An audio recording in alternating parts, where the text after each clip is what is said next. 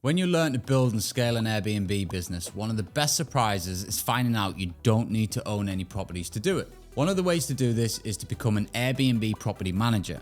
Something I bolted onto my business in the first year, and within no time I was managing hundreds of properties. It's quick to set up, it is a lot of work, it can be automated, and you can charge anywhere from 10 to 25% commission for your services on every booking. Typically there are two ways to do this, either becoming a property management company or just simply co-hosting on someone else's account. Let me explain the differences. A property management company is what it says on the tin. You set up a company, limited or LLC, depending on your country, and you will build a business around attracting properties to manage on behalf of the landlords. More than likely those that haven't got any experience running short-term rentals yet, or maybe those realizing it's not as easy as it looks and want to exchange hassle and time for money. So you step in and take the money for dealing with their hassle and to give them more time back. Done correctly, everyone wins, but I do have a few words of warning around this business model, which I will come on to shortly.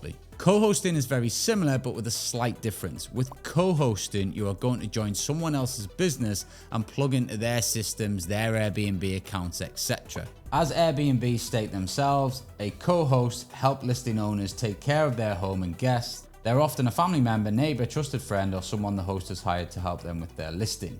What is a co-host? If you're a primary host, you can add a team, including a co-host or hosting team, to your listings for some extra help. These teammates are often trusted friends, partners, or someone from a professional team who can help you do things like manage your listing, respond to inquiries, message book guests, so you can focus on other things. Doing it this way, you basically make money running other people's properties.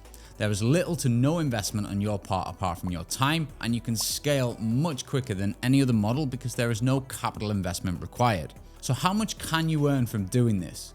Personally, my company charges right now 15% plus VAT of the gross revenue for every single booking. Meaning for every booking we receive payment for, we take 15% of that amount. However, you are free to charge what you want. There are no set rules. I would say at the beginning you need clients, so to start making money, you maybe need to offer a very competitive rate, and then you can put it up as you get more experienced. So if we just take these last few bookings and just work out exactly what I would have earned from hosting them, then you will see quite quickly that this is a very profitable business model for you to get into. So if we just add all these up, it comes to 6,886.53, and obviously we're going to get 15% of that. So we times by 15%. That is going to give us £1,032.97 just for hosting 1, 2, 3, 4, 5, 6, 7 guests. As a property manager or a co-host, you would just be managing the property. You are not responsible for paying the rent or the mortgages, the utilities, maintenance of the house, or any of that sort of stuff. That will be the landlord's responsibility, although you may facilitate the maintenance side on their behalf. Now, you're probably thinking, I have no experience, so why would anyone let me manage their property?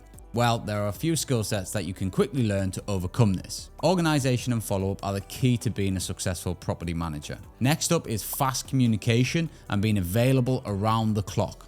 Now, don't panic. You're not going to work 24/7. And in order to win the contracts to start managing, you need to build trust as a brand and as a person. On the basis of trust, you need to know what you're talking about. So the first step is to understand the industry inside out. But the good news is there are only a few things you really need to know. How to list properties on sites like Airbnb, Booking.com, etc.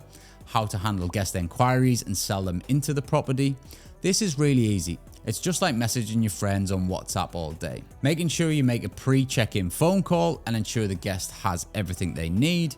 Double check on them after their first night to see if they need anything, and call and thank them for their business after departure. Organize the cleaning linen to go to the property, arrange for any repairs highlighted by your cleaners, and simply repeat the process. As easy as that, right? Not exactly. This is a full-time job that often requires wearing many hats, and it can be draining physically, emotionally, and mentally. There are some hidden parts of this business that you might not be aware of, and I'm going to share them with you right now. But don't let that put you off, as I'm also going to show you how technology can automate a lot of the tasks to make your life a lot easier. And this has been the fundamental backbone of my ability to scale to so many properties so quickly. Guests expect the best. Regardless of price of your property, they think they are staying in the Burj Al Arab. Guests do check in for compensation. Criminals will get round your verification processes and use your property as a short-term hold-up for their criminal activity. Cleaners will make every excuse under the sun not to use your apps. And cleaners do not care about your business and will drop you at a second's notice for that extra £1 an hour somewhere else. Linen suppliers will blame traffic almost weekly for late drop-offs. And a booking is not a booking until you have the money in your bank. And even with the likes of Airbnb, they can take that money back out. So, fun and games, eh? Let's look at why you will put up with this shit on a daily basis. Okay, so this is a great book, 0 to 500 Properties, and definitely worth a read. But what I want to focus on here is the value at exit. Exciting as this is, there is still an important piece of the puzzle missing. Not only do you make money every year, you have a property in your rental portfolio, but you also make an additional profit the day you sell your business. Let's have a look at what they are suggesting here. So keep in mind that the vast majority of the value of your company is the management contracts you hold. So it's really important that you get the right contracts in place. The average management company is usually sold between 3 to 5 times its yearly net profit. So these guys, sticking with our 3,600 illustrations, so what they mean here is that each property that you have in your books is going to make a net profit of 3,600. If we multiply this number times 3, we find ourselves with 10,800. Multiply it by 5 and we've got ourselves 18,000. Sometimes the profit margins are even higher, depending on your portfolio. All of this means that if you have an average successful vacation rental business for over 10 years, you can expect a net profit of 36,000 per unit. But the magic really happens when you're looking to sell. So if we work on the proviso that they're getting 18,000 per property. Now, if you were to have 1,000 properties, which yes, sounds a long stretch away, but it is more than possible. You times that by 18,000, your business sale, your exit value is worth 18 million. Now, I don't know about you, but that would do me, and I'm pretty sure it would do most people for the rest of our lives, plus our kids and their kids. The number one thing to keep in mind when you start working as an Airbnb property manager is that the guest experience should be your top priority no matter what. Now, I'm not saying that the guest is always right, because they're not, and a good percentage try it on just to get compensation. But as the majority of your business will come from the OTAs, you're at the mercy of your reviews, so you have to limit the damage. Swallow a bit of pride and often kiss ass at times when you really want to tell them to get out and never come back. You should communicate in a quick, friendly and comprehensive manner and do everything for them to have a great stay. This will help you get more good reviews, which means more quality bookings. If they feel you're on hand 24/7, they feel comfortable. Try to automate your work as much as possible. There's nothing scalable about being a DIY Airbnb property manager. You can't do it all and grow your business at the same time. Even if you do everything better than anybody else could, you have to release control eventually. I use this magic bit of kit called Uplisting. Uplisting is what we call a channel manager in the industry, and it basically connects everything to make our lives a lot easier, but you need to put it all together. So it does guest identity verification. It has a cleaning schedule and app on there. You can do automated security deposits, so you're not having to call your guests manually. It creates a direct booking site, which I will come on to later. E-sign rental agreements. I've already mentioned the contracts with your owners. Your contracts with your guests are just as important. Inquiry autoresponders. This will help the algorithms as it shows that you're active, but it's doing it automatically. It automates Airbnb reviews. You do need to be a bit careful with that feature, but we'll come on to that later. Automate guest messaging, and you can create custom property attributes to specify it and tailor make it for your business. This is a great bit of kit, and if you want to get a free 14-day trial of Uplisting plus future discounts, click the link in the description. As you scale, if you're not careful, you will take on more properties that are scattered around the place. As you start spreading yourself thin, the guest experience will also suffer. So will your business. I learned the hard way trying to scale all over the UK. I would take on properties anywhere. As my brand grew, I would get inundated with inquiries and I couldn't say no. The result of this was a poor service from my side, unhappy guests, and ultimately a business going in the wrong direction. The main thing guests will point out and notice in their reviews is the cleanliness of your unit. As such, this has to be number one priority for your business. The first thing you'll do is outsource the cleaning to one person or a small team. Find a cleaning team that is able to follow instructions, arrive on time, and do everything that is necessary to keep your Airbnbs in good condition. They must use your cleaning app, as this is your eyes on the property's condition and the inventory. If you do not check the before and after photos and work out what inventory you are missing so you can top it up, you are asking for a bad review. As you you grow, you want to hire your own cleaners and get a van on the road. When staff are employed by you, they take more pride in their work and feel part of something. Agencies say they do, but in reality, they just want the money and they will let you down. After about 8 months of starting my business, I had 25 cleans one Sunday. I had been working with a couple who were good, but cracks were starting to appear, so I was getting on their case a bit, as you need to be as a business owner. And about 8 p.m. on Saturday, I was in the gym and I'll never forget it. I got a text, "Ryan, we won't be cleaning for you anymore." It will happen, so the sooner you scale to your own team that is fully under your control, the better. You want to automate as much as you can. Not only will automating things like guest messaging help you save time and money, it will also boost your response time, thereby increasing your ranking as the platforms like hosts that are attentive. Again, Uplisting does all this for me. Using Airbnb pricing tools will help you keep the prices right in real time, finding the sweet balance between full occupancy and best rates. I've used PriceLab since day one. It's a great tool, but you cannot just set and forget completely. It is an aid that will help you customize and capture as much revenue as possible, but you need to study the data until your customizations are consistently producing results. Taking all these steps and automating your property management business will let you work on your business rather than in your business, meaning you can be out winning more contracts, which inevitably brings more money in versus dealing with guests who haven't got an access code to get into the property because you forgot to message or call them. You also need to learn about digital marketing.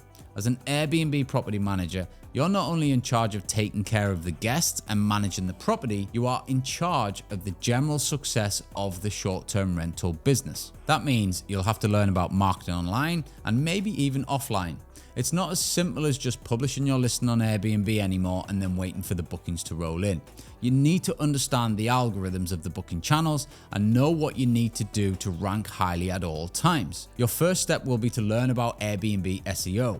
If you can learn to write the catchiest Airbnb titles, descriptions, and create the most enticing photos, selling an experience, not a property, well then you're on the right path.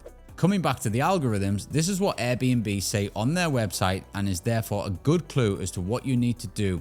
So how the search works on Airbnb, take a look. Understanding the basics. Airbnb search algorithm uses many factors to determine the order listings appear in search results. Not every factor is weighed equally. The price, quality, and popularity of a listing heavily influence how a listing shows up.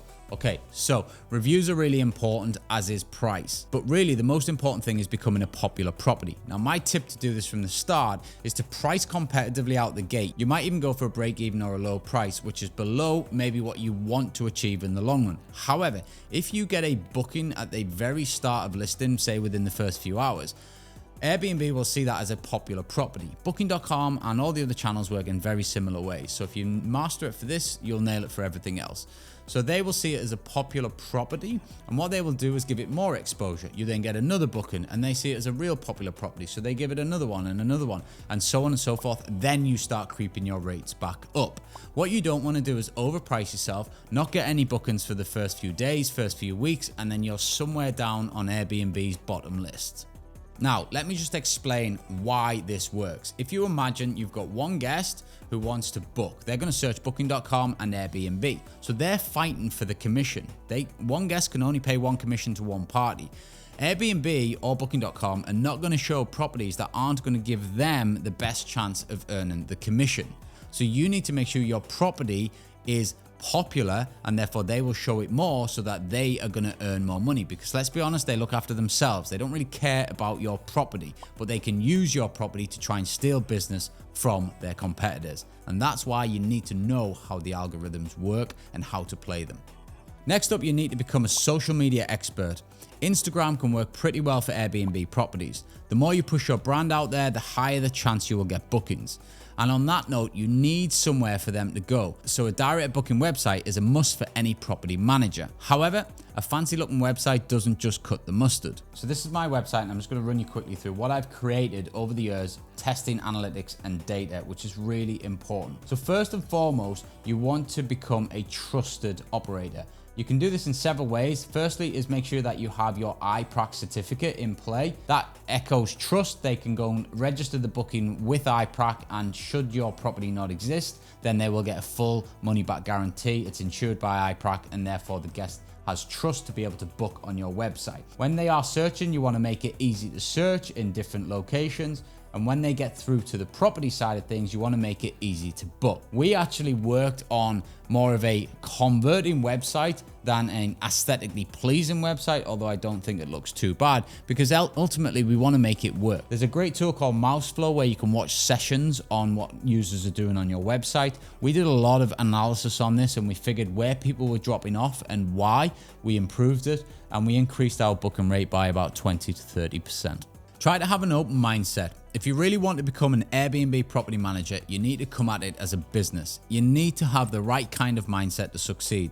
This is not a hobby, and if you treat it as one, then you will let guests and property owners down, and that is going to cause you a lot of stress and headaches with very unpleasant conversations that you're going to have. I once thought that we all just naturally think a certain way, that you can't change the way you think, and even if you did, that it wouldn't make a big difference. I thought that success came from being smart and working hard, and that's true of course, but I soon realized that I completely underestimated the power of a strong mindset. I've seen firsthand in myself and many others that mindset is one of the most important contributors to success. Whether you're naturally a hospitable person or not, if you want to succeed as a property manager and build a multi-million-pound business, then you need to have that mindset from day one. One of the hardest parts about being a property manager is getting overwhelmed with all the communication you need to keep up with. It's not just that there is a lot of it, you'll also need to do it well. In a timely and professional manner, use tools like Uplisting and Zapier to help automate as much as you can. Store all your company information on tools like GetGuru. I call this my company brain. Everybody in the company has access to it. It's like our own Google search where we can pull details up quickly about any property to help solve problems fast. Obviously, the data in here is only as good as the data we enter into it.